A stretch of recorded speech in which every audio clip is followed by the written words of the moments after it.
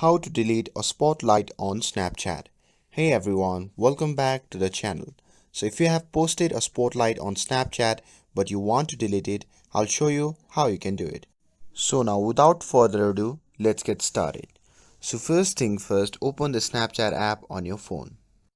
And once you have opened the app, simply tap on your profile icon shown in the top left corner of the screen. And once you are in your profile section, simply scroll down until you see the Spotlight and Snap map. Now tap on Spotlight to view your posted videos.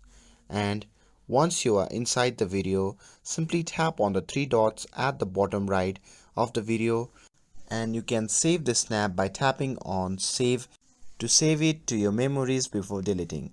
But it's totally optional. You can skip it if you don't want to.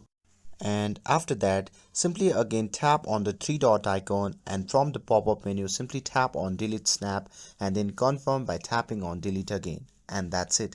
Now your spotlight video is deleted.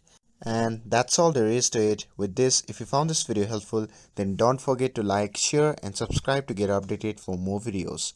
Thanks for watching, and I'll see you in the next video.